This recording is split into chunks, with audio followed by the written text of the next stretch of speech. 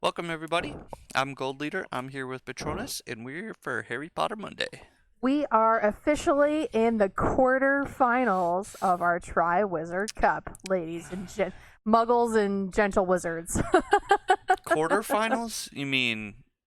Top four, Yeah, quarterfinals. right? Yeah, top four. I was trying to be British. Apparently, I failed in that endeavor of trying to be British. Yeah, we are. Final four, and we're on this the Slytherin side of the bracket. That we are. So Tonight, we're gonna have Draco face off against Professor Snape. So this is definitely the Slytherin side of the match. Sorry there. about that. Apologies. So I was trying to click on the chat on our tablet, and I apparently clicked on the actual stream. Yep. So I did not mean to do that. All right. So, yes, we are on the left side of our bracket here with Draco and Snape. Then next week we will have Madam Hooch against George Weasley, and then it'll be our final match. Cray cray. Mm-hmm. So, Gold Leader, of course, is playing Draco because that's like his favorite deck. Yeah, and so I'm gonna play Snape. out of all the decks we have gotten a chance to play in this Triwizard tournament, Snape has been Draco. This Draco deck has been my favorite. Yeah, and it's funny because that was the first one that you played. Yeah. It just happened to be like so my type of style of deck to play that I really liked it. Yeah. I feel like the deck's kind of made it a little farther than it probably should have. So I'm expecting the beatdown tonight, but it can't be as bad as last week. So I should at least, even if I get beat by Snape here, I should at least be able to play all of my cards for the most part. Yeah, so I'm rocking Snape, who of course is all foil and very hard to read, but once per game, you may shuffle up to 7 non-healing cards from your discard pile into your deck, and he provides a potions listen. See the little hollow there? And then Draco Slytherin. Once during each of your turns, when you use an action to play an item card, you get one more action that turn. So action economy out of playing item cards specifically. So I know I'll get my revenge tonight because Gold Leader reminded me because last week he beat me by playing a thing that destroyed my item. So I will be doing that this evening. Manren. I hope that I pronounced it right. So in my opinion, so we're playing. It depends on what format you're playing. So for this Triwizard tournament, we are playing what's called the classic format.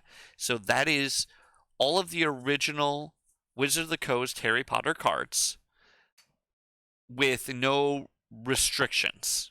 Mm-hmm.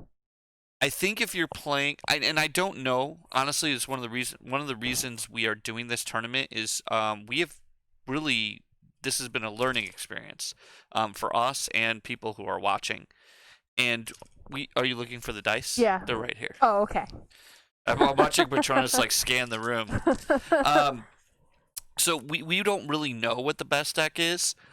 I will say so far my initial opinion just from playing some of these games in the matches is the Fred and George Weasley deck that is still in this tournament seems to be if it's not the strongest deck, it seems to be the most annoying deck. Yeah. But it's really powerful. Yeah. And it could also be too.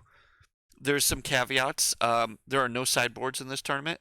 So it's just a best of 3 with a 60 card deck, which is kind of the original way the game was played. Now the revival has added a sideboard, which I actually think is great for the game. Fantastic. But 100%. when we went through and picked these decks, not every deck had a sideboard. Not every deck had a full sideboard. And we didn't know how to sideboard, so we just decided just to go with the original straight 60, and that could affect the outcome. So I think there's a lot of really good decks, and I also think when you get better players who are better than us, there might be players who know how to beat and play against some of the better decks. For sure. And I think the thing that I've learned the most is that this game, probably more than any other game aside from probably Magic, has a ton of different like play styles that you can build strategies around. Yeah. And whatever kind of floats your boat, you can probably find something to accomplish that goal in this. And if you're just asking about, like, honestly, the best decks in general, so, like, for us, it seems like best decks are decks that will have some kind of creatures in them with ways to interact with your opponent's board state. So any creature-based deck with the things that can interact with your opponent's board, that seemed to be very powerful in this format. Things that heavily relied on getting ahead and then playing an adventure card seemed really powerful. Things that allow you to do, like, some of the character decks, where you can play characters cheaper and use all of their effects seem pretty good. But there's a lot of good decks. For sure. So, yeah. like I said, yeah, and to answer your question about what is a sideboard is, so your entire deck is technically 75 cards. No, she's wrong. Sorry. She's a little confused. It's your whole deck in this game is 60 cards. But a sideboard is a 10-card additional deck for Harry Potter. Only 10? It's only 10. Oh. So she's thinking about Magic, which is totally fine. She's only played with sideboard in Magic. So in Magic, it's 75 cards. In Harry Potter, you have a 60-card deck. That's what we're playing with. But in addition to that, when you play a match, you can have 10 cards that are basically on the side. And after your first game, you can substitute any number of cards from your 60-card deck with any number of cards from your 10-card sideboard, as long as your deck still remains 60 cards. Right. You cannot have more or less than 60 cards in Harry Potter. Yeah, so your deck is your health. And if you're playing in a match that's best of 3, 2 out of the 3 games are going to be with a sideboard. So a sideboard is an incredibly game-defining and thing. It's 66% of your games are being played with that. So the fact that we are not doing that for this tournament will definitely affect the final result of which deck will win the tournament. Which is why for the next one we're doing sideboards. Yeah, we're actually going to include sideboards. But we just thought you gotta remember, when we started this Triwizard tournament, we've played maybe 10 games. Yeah, we were scrubs. We knew nothing about this game. We didn't know it. We knew how to play the game, but we didn't know anything about the decks. We didn't know about the deck archetypes. We kind of just did this blind, and the idea was, we're noobs. We're going to make videos for other people who are noobs. Yeah. You know, that was kind of like the idea. And the pros can make fun of us. Yeah. And people have been patient, and they've been so helpful, and we've learned so much by doing these streams and having conversations. 100%. Some of my favorite points of doing the stream wasn't actually playing the game. It was afterwards talking about the match. Yeah. You know, where we just kind of debated, like, is this too powerful? Is this underpowered?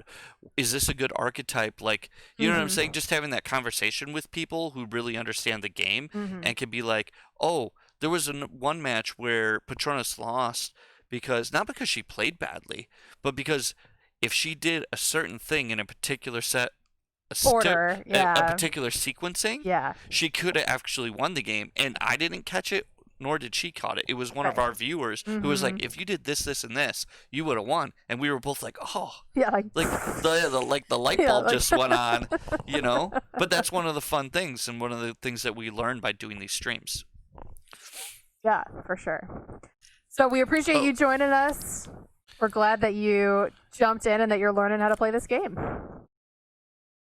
Yeah, well, welcome. I think you're gonna enjoy these streams. We have a lot of fun doing them. The way we decided to go first is we roll some Harry Potter dice. Yeah, Hogwarts battle dice. Yeah. Because apparently your galleon is lost in the mail at this point. You know, it hasn't come yet. I know. That's weird. It's been a few weeks. 2 weeks. Yeah, so you might need to check on that. What result it was are an we rolling Etsy for? shop, so I mean, what do you expect? True. It could have been a couple of weeks to make. I don't really know. That's true. What are we rolling for? I'm Slytherin, right? Yeah. I mean, we're both Slytherin in all fairness. Oh, that is fair. I feel like Draco's a little greedy, so let's roll the money. The money symbol. Money symbols? Yep. For his privileged life. Galleons. 1. 1? All right. I didn't even get it on the way to die. 1. Only All right. one. Rolling again. Come on, money. 1. Same die, too. It's the same Slytherin one, not the weighted one. All there right, you go. 3. 3 yeah, money. There you go. All right, that makes sense. Draco buys the win. Or buys the start. I kind of like rolling those dice. Yeah. He bribed the headmaster. Yeah, exactly. So I'm playing first. This is bad because I have 0 lessons. So we're shuffling that back immediately. All right.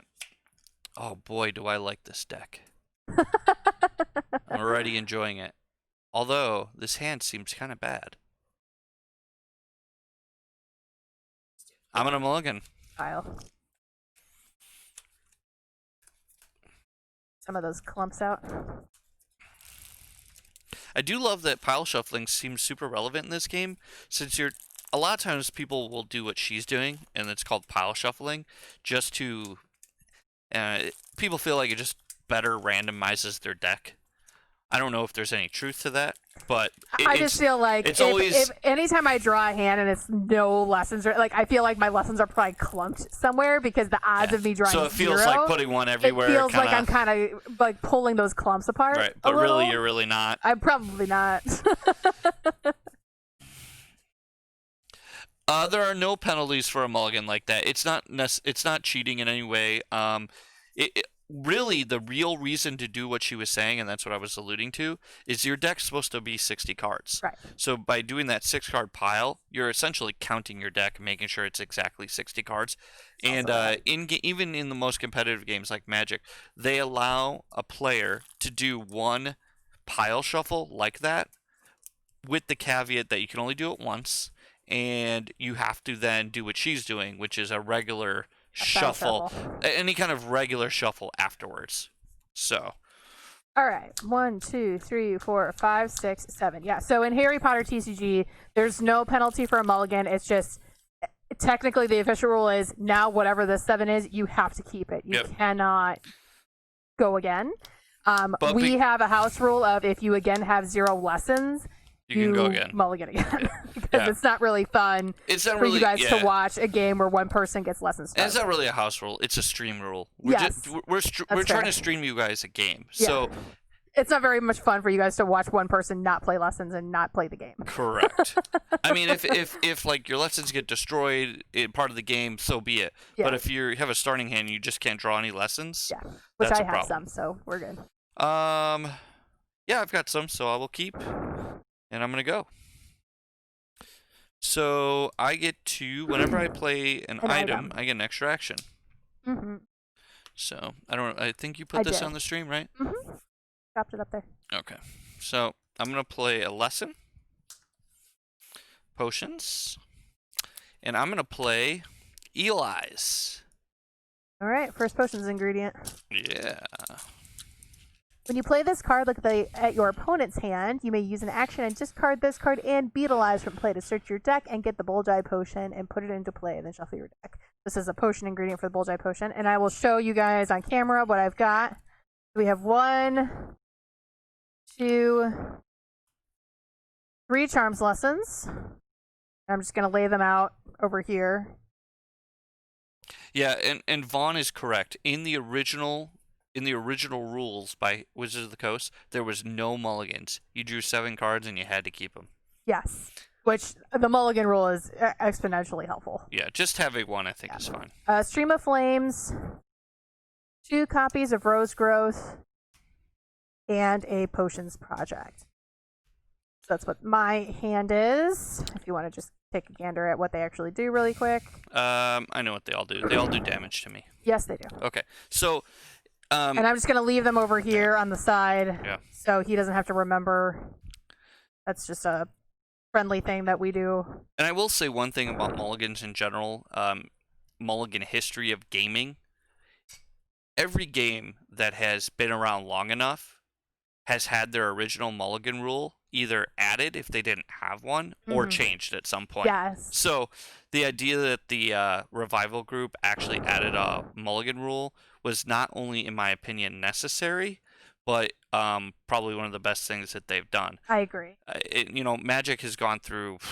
I don't even know how many iterations. Half dozen mulligan rules since the game came out. Ton. So I'm not always a big fan of the idea of never trying to change or make the game better because the original rules didn't say it existed. Right. Especially for a game like this that was only around a couple years. All the tokens are here if that's what you're looking for. So confused. Where's all our stuff? All right. All right. So, I played A a lesson potion. I and played an Eel item. Eyes. I got to see her hand. But And you since I get one played more an item, action. I have an extra action. Mm-hmm. And that extra action is going to be play another lesson. You got it. And I'm done. All right, so I'm going to draw a card. And I am just going to double lesson it up. Oh, and I should have drawn a card. 1, 2, 3, 4, 5, 6, 7. You draw a card when you go first in this game. Yeah. Gotta forget about that. You I always almost forget that. about it almost every game, every match. Go ahead. All right, my turn. Drawing. Mm-hmm.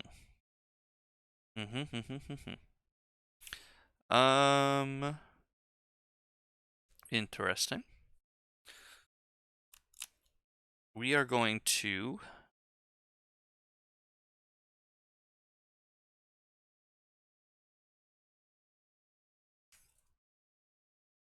Gold Leader's already in the think tank. Yeah, we're gonna play a lesson. Mm-hmm. That's one action. And I think my second action is just to draw a card. All right. And I'm done. Draw. Just gonna ramp some more. Okay. Done? Yep. I'm gonna draw. First action, draw.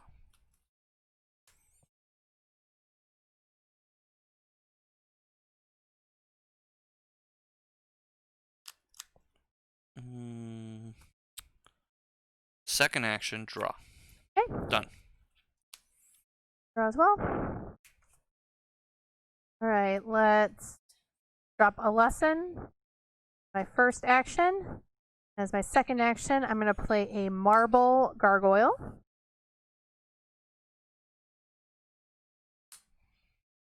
Go ahead. Yep. I'm reading the chat. Relax. I know. So I was calling your attention to the fact that I was done. Marble Gargoyle, okay. Draw.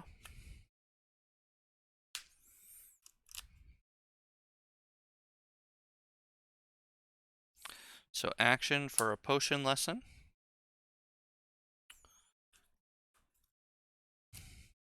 Action for Self-Stirring Cauldron, which I have to sacrifice 2 potions. And because I have Draco, it gives me an action. To play this card, discard 2 of your lesser cards. You get 1 more action the turn you played this card. So this card also gives me an action. Okay. So I still have 2 actions left. Mm-hmm. Got 6 lessons. I'm gonna Well, use. don't you have 3 actions left? Because that was your first action, right?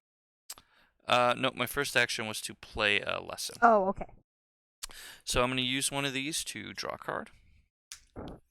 Use another one to draw a card. Okay. And I'm done. You got it. Draw.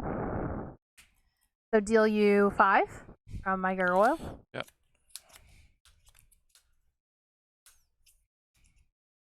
Okay. And I am just going to hit you with a rose growth for 2. And draw a card. Sub Big 5. Yeah, I mean, COS boxes went from just last Gen Con a couple $100 to $500. Now I think there's 600. So I'm just playing 2 rose growths. So I'm hitting you for 4 and drawing 2 cards. It's also hard to tell what the actual price is because collecting is a little strange right now with everyone being like in quarantine. Yeah. It's, people see one auction where like, okay, an item sold one time for $1,000 or whatever, and they're like, okay, now that's the going rate because it happened one time. I'm not sure that's enough data points to agree with that, but. Or damage. All right. And then it's your turn. All right. Draw. Oh! Get what you wanted? A charms lesson. Oh, fair enough. All right, so I've got 1 action left. And let's play what?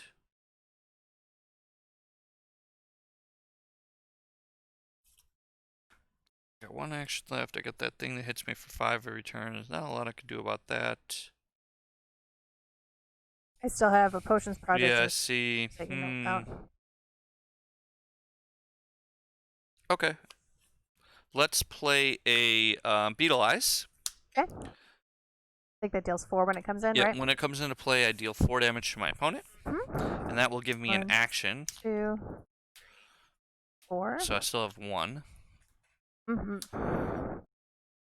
And then my last action will be...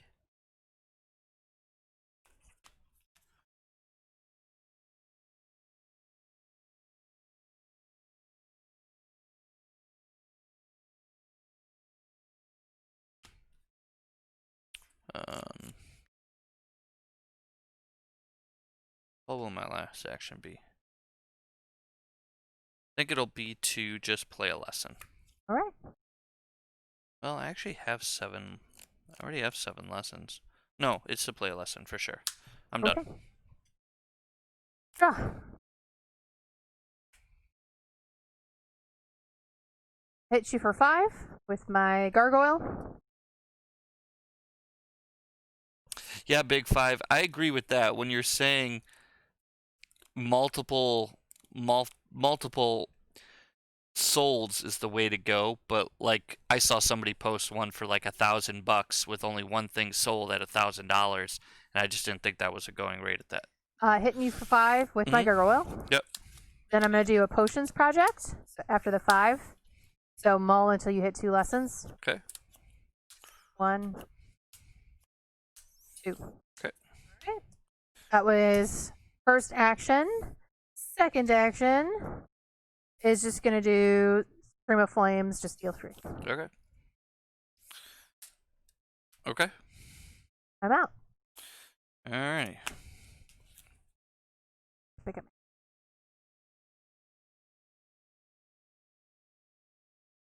I'm gonna just swap this with a real one, so it's just easier to see on camera. Sure. Pal. Yep. Yeah. Interesting. Okay. So it's my turn? Yes. Alright, so I'm gonna draw. Alright.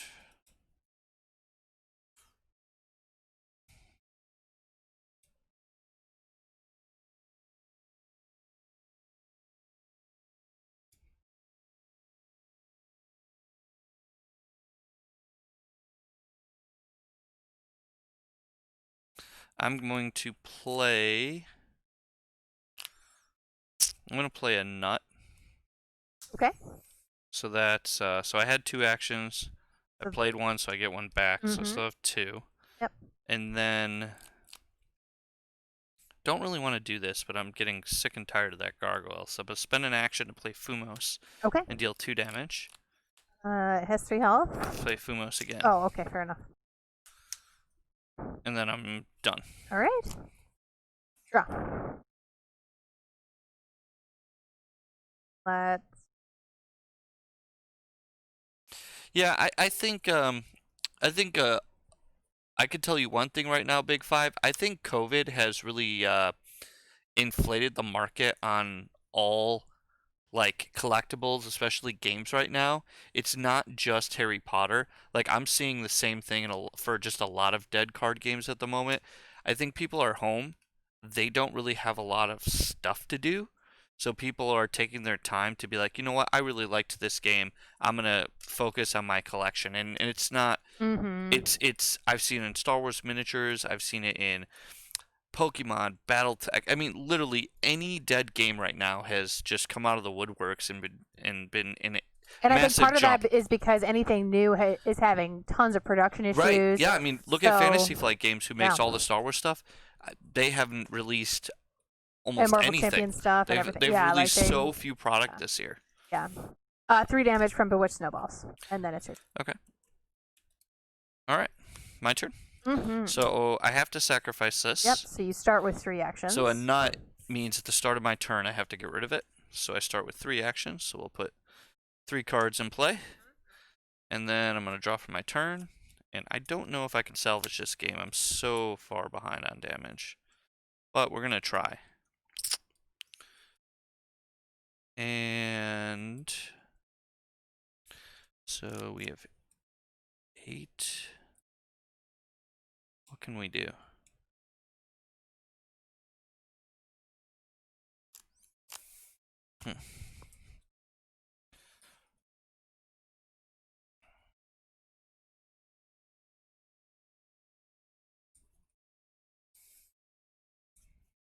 Alright. So I guess what we'll do is we'll spend an action on Christmas Feast, which allows me to get 4 non-healing items from my discard pile into my hand. Put 4 non-healing item cards from your discard pile into my hand. So I'm going to do that. Okay. So I think we'll take a Sickle.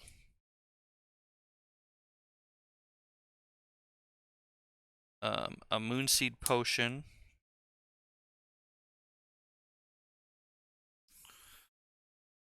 A Self-Stirring Cauldron.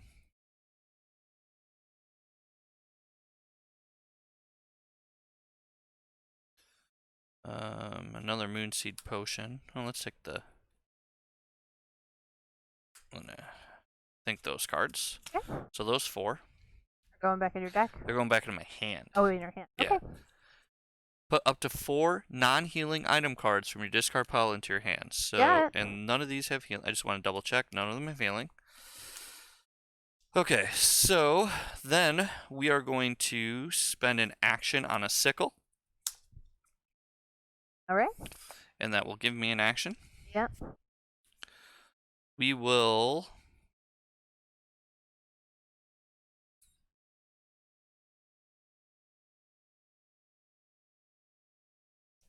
spend an action on a Self-Stirring Cauldron. It's not unique. It is not. Which will actually give me an action, not because of this, but because of the card. Correct. Yep, you're right. So I still have 2. And now we have 8, 10. Yep. So we'll spend an action on a Bulgeye Potion. The old-fashioned way? Yep. Okay. And then an action to use it to deal you 13. Just drop it on camera. So I paid an action to play that card. 1, 2, 3, 4, 5, 6, 7, 8, 9, 10, 11, 12. I love how interactive you guys are being tonight, by the way. It's fantastic. It's the love seeing all of these chat stream. bubbles coming up. Yep. It makes it difficult to play the game, but it's definitely fun. Yeah, so we can't really look at it as much as we normally like to, but... You're up. Okay. Draw. Mm-hmm. Deal you 2. Taking 2. From Quintaped. Yep. Let's do a Stream of Flames for 3. Alright, 1, 2, 3. That and was the card. Bewitched Snowballs for another 3. 1, 2, 3. Okay. And I have to draw a card from. Yep. Alright. Go ahead.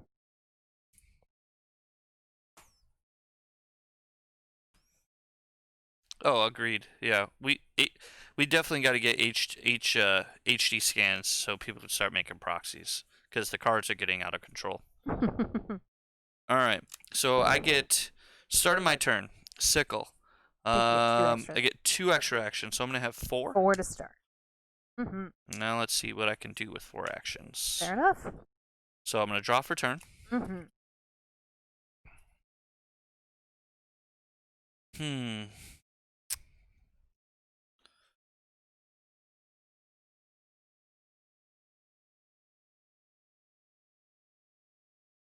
I don't know what I can do with 4.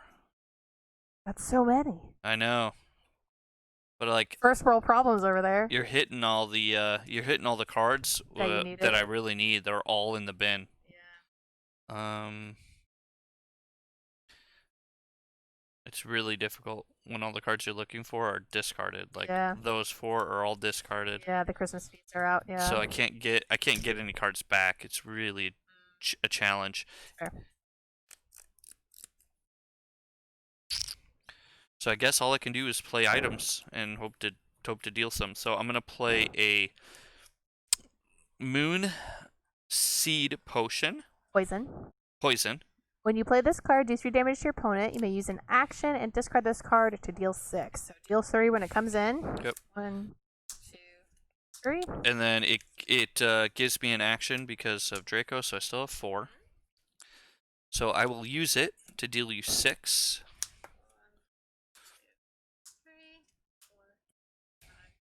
6. Okay. I will play another one to deal you 3. 3.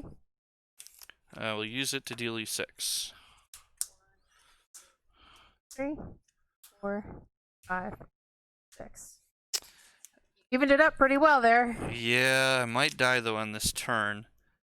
Don't have another damage dealing card.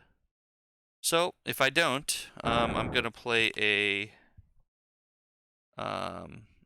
last action. I'm gonna play Ollivanders. Okay. And you've got 1, 2, 3, 4, 5, 6, 7. All right, so I'll just take a Moonseed Potion and see if I live. Okay. Done. So Ollivanders puts an item card from your discard pile back into your. All right. Go ahead. Okay, draw. Yep. Deal you 2. 2. Play a black bat. Deal you 2 more. 2 more. And draw a card. Oh man, I got there. You got there. Unbelievable. I'll draw a card. Uh-huh. And I will play. Get 2 actions. And I will play Moonseed Poison. That's it. You got And it. I'll use 2 it. left. Yep. Woof. Wow. I was very slow on the draw with creatures. Yeah, and I played all the ones I got. Yeah. Like I wasn't slow rolling it. No, just didn't have them. I just didn't have any. Yeah, and I was having problems drawing lessons. Yeah. All right, so there's game 1. Try that again. Yeah.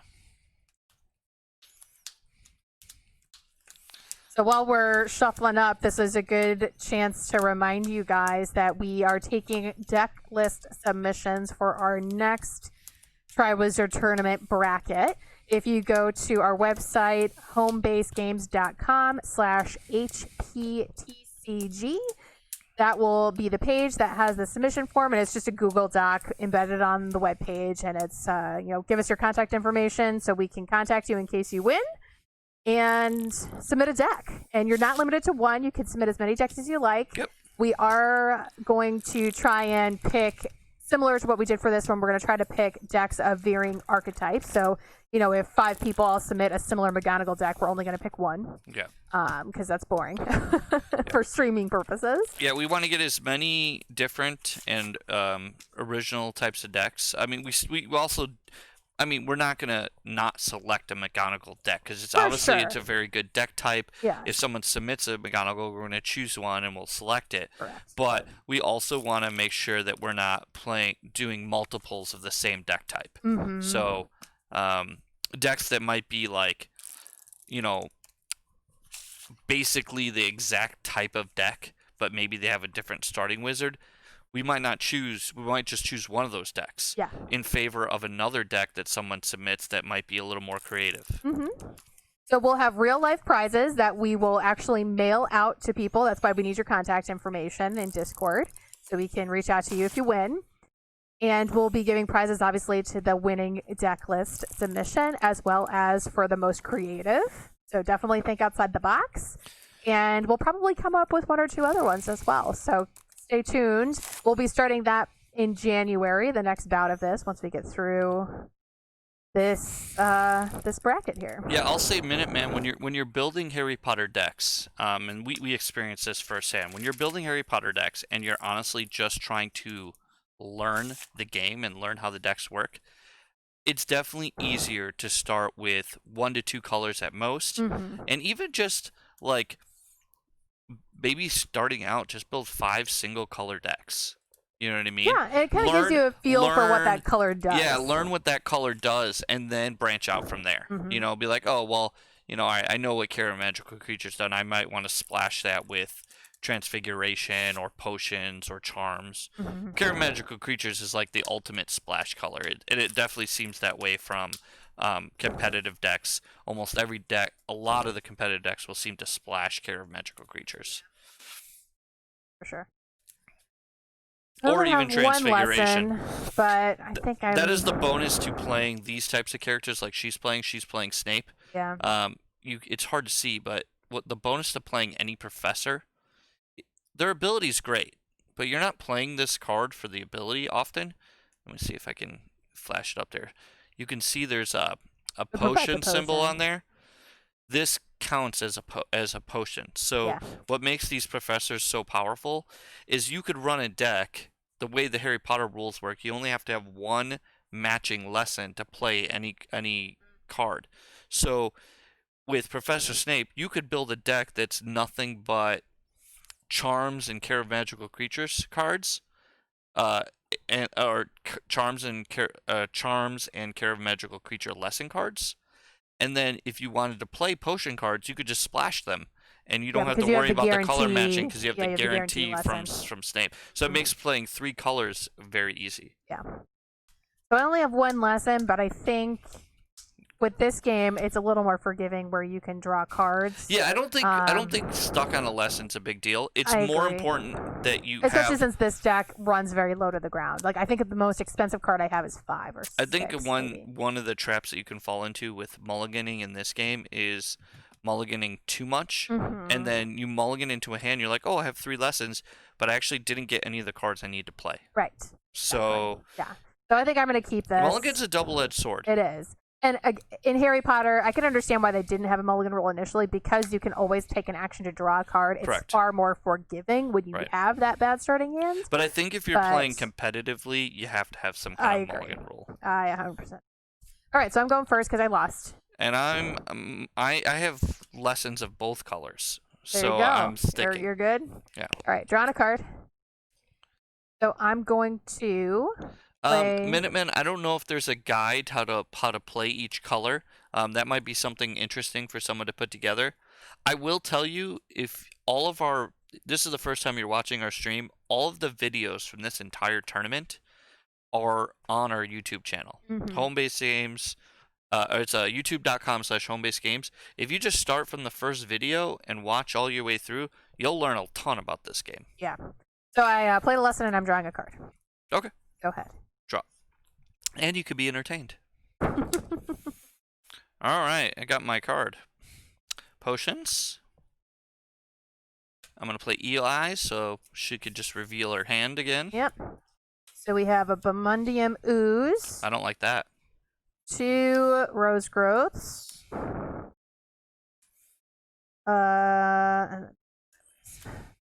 Black Bat ×2. Privet Drive.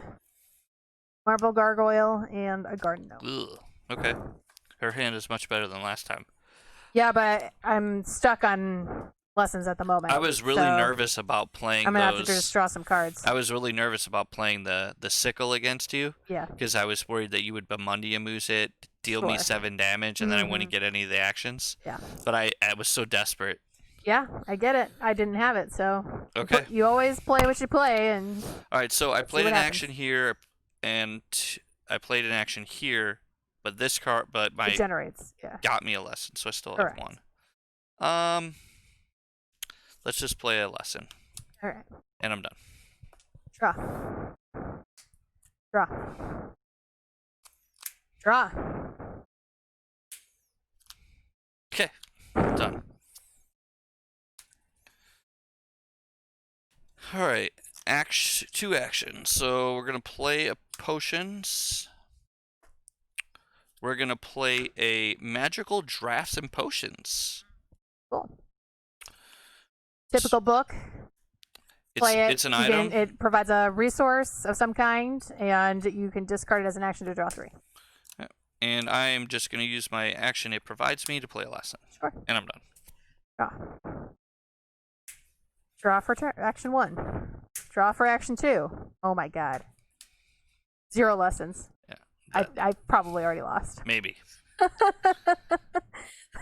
This is a lot of cards to have without a lesson. Because this was in my starting 7. All right, so I have 2. I'm going to play Self-Stirring Cauldron for an action. Yep. When I play it, I have to discard 2 potion lessons. And then it gets me an action for the card, and Draco gives me an action. This card's really cool. I didn't realize it's got a heavy cost of discarding 2 lessons, but yeah, but you net too. It's so and good. With Draco's thing, like he wants to be playing those items anyway. Works great with Draco. So I did that. I'm gonna play 1 action to discard my drafts and magical potions to draw 3 cards. Okay. And then I'm going to, I guess, I'm gonna play a photo album. Okay. And then I'm gonna play a standard book of spells. Alright. And I'm done. Draw. Oh my god. Got 1. 1. Still can't. Okay, I still only play 2 cards in my hand. Well, you might as well start playing the roses because I think they damage and draw. Me a card. Yeah, so that's what I'll be doing. Go ahead. All right. So I'm gonna draw. Before each of my turns with photo album, I draw a card, and then I draw for my turn. Yep. All right. And get 2 actions. I'm gonna get rid of standard book of spells. Draw 3 cards.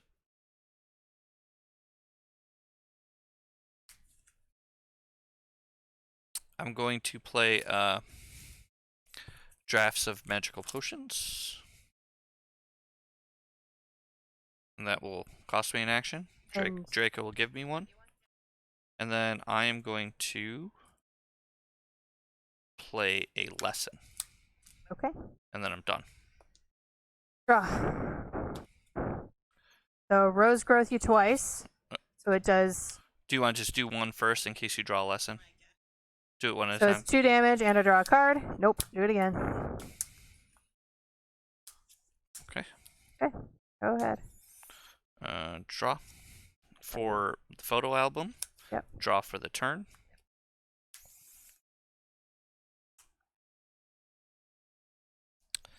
Okay. 2 actions.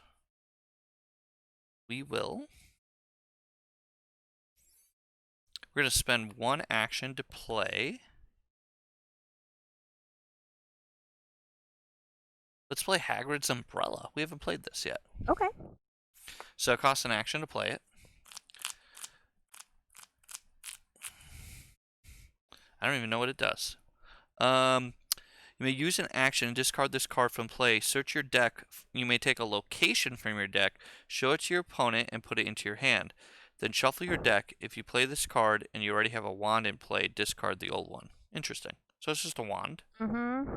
Provides charms. So I played it. It gets me an action because of Draco. I'm going to use an action to play a lesson. And I think this is safe. We're going to use an action to play Sickle. And I'm done. Alright. Draw. Play a lesson. Yeah, Pojo has great content, like they're saying.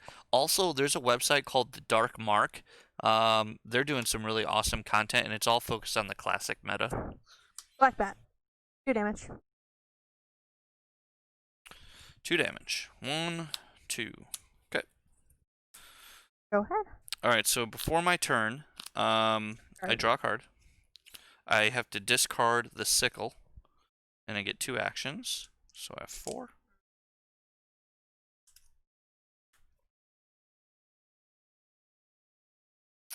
We will...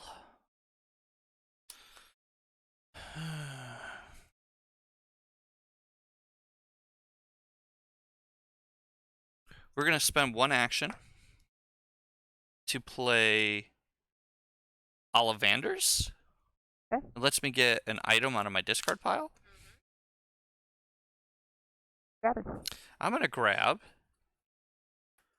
Beetle Eyes. Sure. I'm going to spend an action to play Beetle Eyes. Deal 4. Deal 4 damage to you. And since it's an item, I get an action back. Then I'll spend an action on... Yep. So if you read these cards, I think it's in both cards, you could spend an action and discard... The combination. Yep, discard Eel Eyes and discard Beetle Eyes to search my deck for a Bulgeye Potion. Bulgeye. Yep. Or Bulgeye. And put it into play. So there's my... So it's essentially like taking 2 potions ingredients, mixing them together to create a new potion. Yeah, it's pretty sweet. So I'm going to do that. Yep.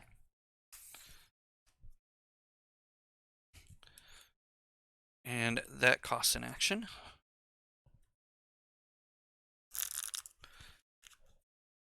And then I'll spend an action to use it. 13 damage.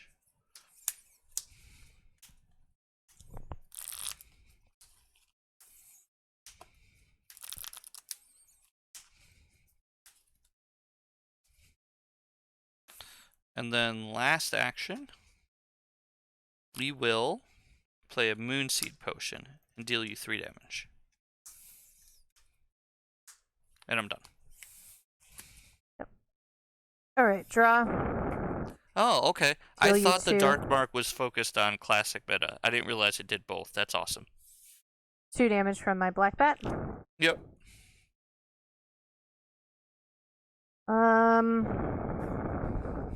Let's play a second black bat.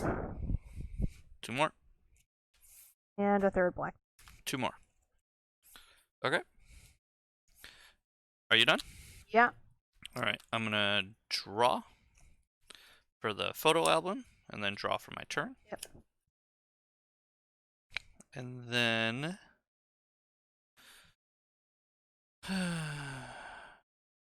what am I doing?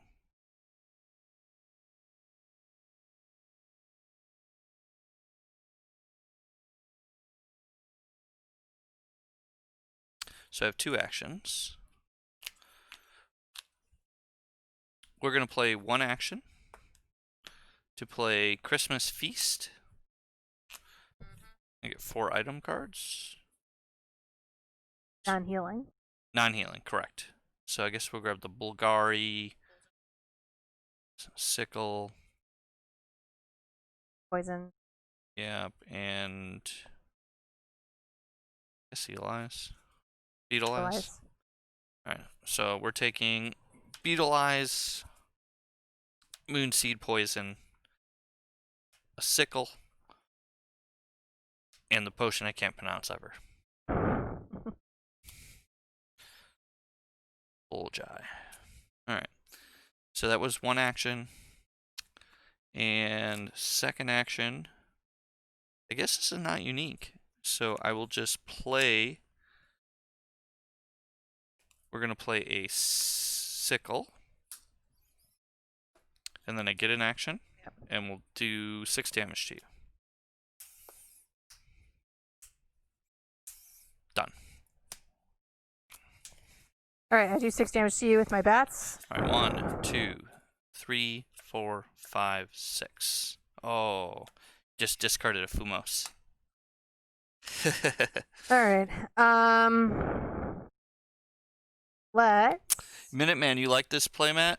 We actually have one for nighttime and one for daytime. And I'm not saying that it's gonna be, but there's a great possibility that these exact playmats might be a prize for future Wizard tournaments. I'm just playing 2 copies of Sandstone Gargoyle. Is that the one that has 3 health or the 2 health? 2 health. So if I draw a Fumos... If you draw Fumos, I'm screwed. But honestly, if I don't just go balls to the wall right now, I'm also screwed. Okay. So... Alright, so Fumos! Alright, so photo album. Yeah. Okay. Sickle. Yep. So 4 actions right now. Draw. Okay. And yep, my other 2 actions. So we've got First action, play a potion. Second action, let's play another Self-Stirring Cauldron, which requires me to sacrifice these.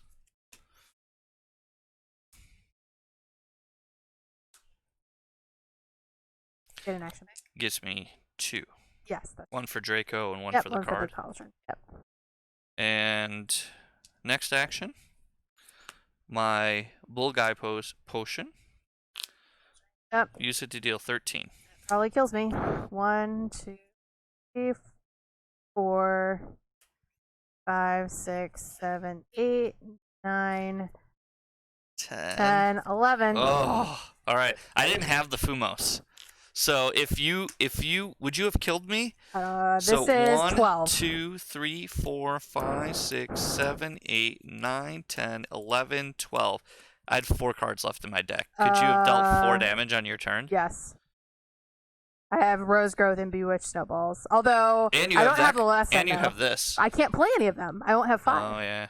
So I would have played the Rose Growth for 2 more. Yeah. And then drawn a card. And I don't know. Yeah. There's a chance I could have. A chance I couldn't. You could have played it. You forgot. This is a 4. This is 4. Right. Doesn't this cost 4? 5. Oh, it costs 5. Gotcha. It looked like a 4 to me. No, it's a 5. Is that Bundimun Ooze? Yes. Oh yeah, that would have done it. Yeah. But I didn't have 5. Yeah. Lesson starved. So officially, these sleeves are my jinx. Yeah, they really are. Every time I've played with these sleeves, I've lost. It's like 6 matches. It's not like a small number of matches. It's like 6. I am never playing with these sleeves ever again. Fair enough. They're the worst.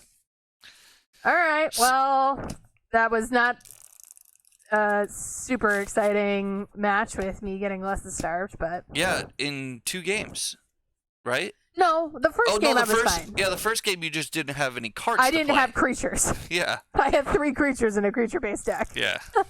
Yeah.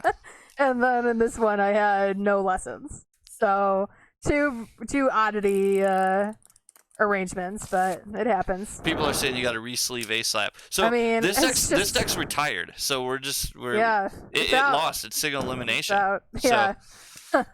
I didn't represent it very well. I mean, it's not that you played bad. No, I'm not saying that. I just I'm just a jinx. You spent 4 turns doing nothing but drawing cards. Yeah. Because you didn't have. I couldn't play it. I couldn't draw a lesson, and right. I had already drawn like 14 cards and didn't get one. And that's kind of the perfect example of what we were talking about. Why you need to have a mulligan rule. Yeah. Because. Which I didn't mulligan because I'm like, well, 1 lesson plus 1. Like, you had 2. And I can't. Yeah. So I have 2 to start. And you could draw 3 cards a turn. turn. And a lot of my cards are 3. Yeah. So and I could draw 2 cards a turn. So and my cost curve is very low. And most of my cards are 5. I think I have a Doxy that's 6, but I don't even really care about playing a Doxy. If we look at everything I think that I care about is 5 or less. Yeah. So if we look at this deck, Doxy costs 6. And I don't even really care about it. These all cost 5. It's super inefficient against an item-based deck. Yeah, you don't even want to play that card. Yeah. It's not a card you ever really want to play. Yeah. Yeah, like literally the only thing I care about, the highest cost card I care about casting is a 5. Yeah. So it seemed reasonable. I feel like there was nothing, like all these cards cost 5. Yep. All these cards are either lessons or cost 4 or less. Yeah. So, I mean. Yeah. It's just bad. That's just bad luck. There's nothing. Yep. You drew 3 cards a turn because you draw 1 for your turn, and you spent all your actions drawing cards. Yep. And you were also. And I was just too far behind. I literally spent 3 or 4 turns at the beginning of the game doing nothing but drawing cards because I was so far behind. And I was actually lesson starved in that game, but I was able to because it didn't matter because I was far more starved. Because than you had no pressure. Yeah. I could just sit there and play my books and draw my cards and build up my board. And once I had my board built up, it was like okay. Yeah. And then I could play my items, not worry about you playing Bundimun Ooze on my money because you couldn't afford it. Yeah. So that and was you just... had so much action economy that you could play whatever the heck you wanted and it didn't even matter because you were going to use all of the things on your turn because you were having 3 or 4 actions a turn. Man, I am jealous. I wish I had Harry Potter packs that I could just open. Wouldn't that be cool? Well, that's the problem. I feel like right now people are collecting just to collect. Like, people that are going to crack packs and play with those cards are not going to pay these ridiculous prices for them. Some people will, but majority of the Not people with majority of like the reason that the cards are so expensive, and that's just not in Harry Potter. The reason sealed product is expensive is because somewhere along the way, people realize that if I just have sealed product and I just don't ever open it, it goes up in value, and it gets to a point where opening the sealed product that is never worth it. Yeah. Because keeping it a mystery and never opening it is worth more than any of the cards you can open. I have the same problem with Star Wars TCG. Somebody wanted to sell me a box of A New Hope for $400, and I'm like, if I cracked that box and I pulled one of each of all the best cards in the set, at most I'm looking at half the box's value. Yeah. There's just zero, and just to buy it and put it on my shelf, I get it. No. Some people like that, but I'm a player. Yeah. So to we me, play with our stuff. Only reason I would want packs is so that we could, like, on stream do sealeds. Yeah. Or draft. Or draft or something. 2-player draft. If you've ever drafted 2 players, I might have to. I think Carlos said he had a 2-player draft for this that he could buy. Yeah, there's a great way to do a 2-player draft where, say this is your draft, right? Yeah. You have no lessons, okay? Right. It's just spells.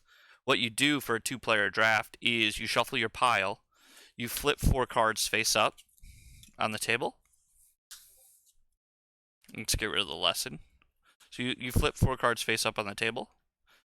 And it's like a snake. The first person gets to pick 1 card. So if I really wanted Fumos, I would take that first. Yeah. Next person gets to pick 2 cards. Sure. And then the person gets one. And then rotate. And then you just rotate, and you do it until you each draft a deck.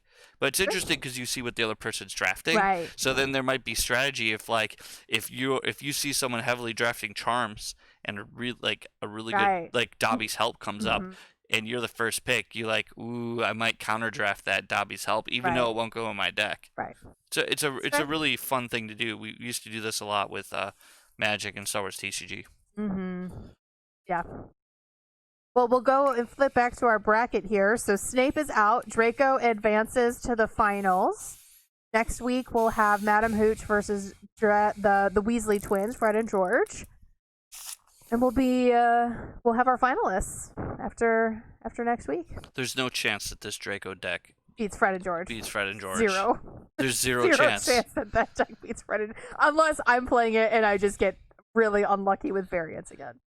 Like, what am I gonna do the moment? There is no reasonable reason that this, like, if we play this match 9 times out of 10, this deck is gonna smoke that deck. I think so. But, like, that's why there's variants. Yeah, like, I feel like if we played a third game right now, I would just lose. Yeah. Instantly. Probably. That's probably what would happen. I think if we played 3 more games, you're just going to lose the next 3. It's probably what would happen. Yeah. But unfortunately, there's variants. So... You mean it's not just my amazing play that piloted this deck? No. We know that's not true. I mean, that helps, but, like, at a certain point, it doesn't matter what you do. A monkey could have beat me in that game when I don't draw lesson cards. Any deck could have beat you when you don't play any cards, right?